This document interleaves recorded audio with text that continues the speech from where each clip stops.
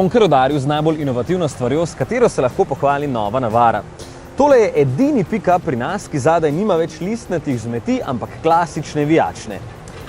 Pri takšnih vozilih je to kar revolucija. Ampak takšne ima zato, da je bolj udoben in tukaj se pa malo zatakne.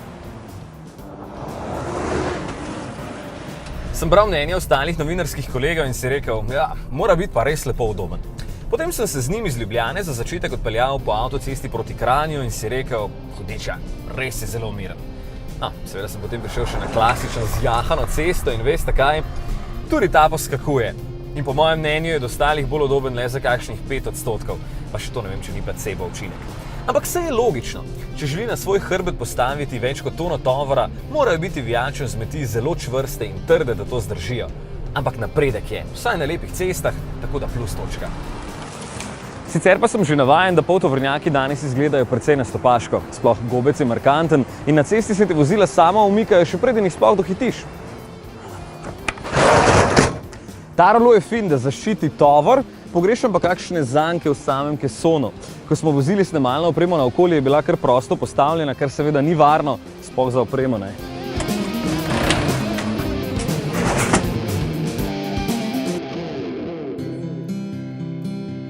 Znotraj je dovolj prostora, pač zadaj se sedi povprečno udobno, je pa notranjost zaradi tega le zaslona oblikovno bolj zanimiva.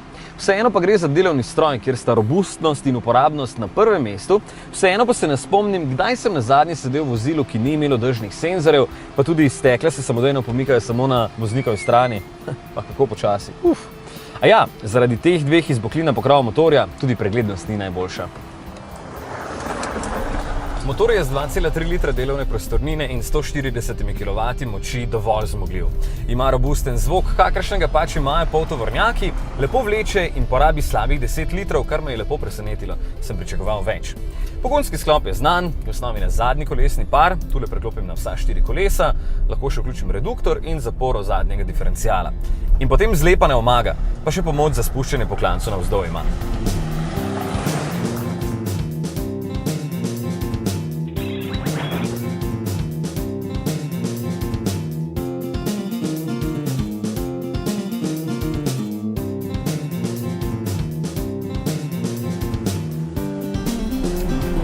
Ampak če kje, potem v takšnih vozilih priporočam samodejni menjalnik.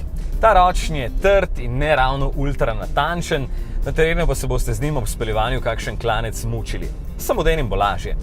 7-stopenjski stane 1600 evrov, kar pri takole opremljeni različici za dobrih 41 jurjev niti ne pomeni veliko.